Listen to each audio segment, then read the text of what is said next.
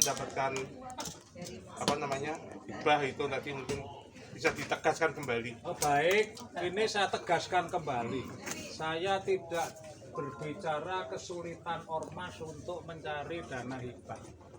Jadi GJL berupaya datang ke DPRD Provinsi Jawa Tengah itu tidak ingin mencari dana hibah. Jadi kalau berbicara kesulitan ormas untuk memperoleh dana hibah, tentu saya tidak paham. Pak, yang disampaikan apa aja Pak GJL pada dia? Yang saya sampaikan yang pertama, gerakan jalan lurus yang pertama itu mendukung rezim pemerintahan siapapun, termasuk rezimnya Jokowi, termasuk rezimnya Prabowo Subianto. Nah sekarang yang berkuasa kan rezimnya Prabowo Subianto, tentu GJL punya komitmen untuk mendukung.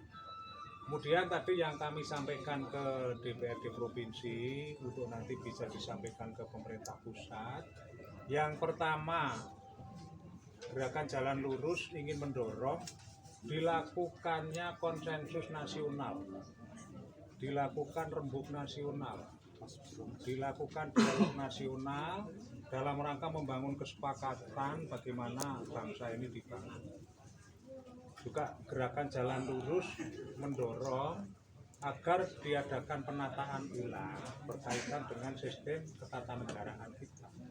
Tentu ini melalui amandemen konstitusi, dikonstruksikan kembali agar hal-hal yang tidak mendukung, sekali lagi, hal-hal yang menghambat tujuan berbangsa dan bernegara ini ditata kembali. Pak, salah satunya apa Pak tadi Pak yang mungkin yang disampaikan itu Pak, mungkin yang krusial di Jawa Tengah mungkin Pak? Kalau di Jawa Tengah itu yang pertama berkaitan dengan pemerataan tanah untuk kepentingan pembangunan. Jadi kalau berbicara pembangunan itu satu misal ada satu tanah yang tinggi mau diratakan untuk kepentingan membangun rumah, atau ada sawah yang agak kalau di bahasa Jawa ini agak geneng, gumuk, itu diratakan agar itu bisa ditanami. Ini dalam rangka mendukung program nasional ketahanan pangan nasional atau swasembada nasional. Jadi jangan sampai lagi ada satu tindakan-tindakan oknum.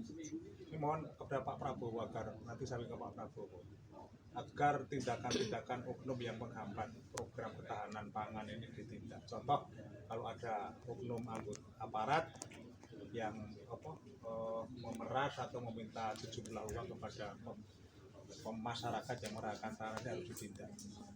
Itu intinya. Tentang sulitnya perizinan itu tadi harapan Bapak seperti apa itu? Tentang sulitnya perizinan, saya berharap pada pemerintah pusat untuk merekonstruksikan kembali peranan gubernur sebagai wakil pemerintah daerah wakil pemerintah pusat di daerah untuk diperankan. Jadi jangan sampai pasca munculnya Undang-Undang Cipta Kerja sampai hari ini kan aturan berubah-ubah terus. Akhirnya perizinan yang khususnya yang diampu oleh nasional itu ada yang sampai tahunan, ada yang 4 tahun pun belum selesai. Contohnya apa? Contoh izin sumur ABT, izin sumur dalam.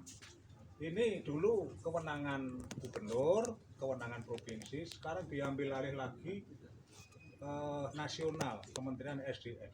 Kementerian SDM ada yang namanya di planologi.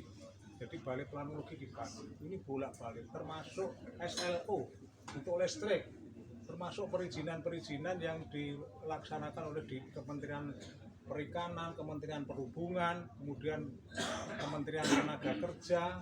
Ini harus dikonstruksikan kembali. Berikan satu kewenangan yang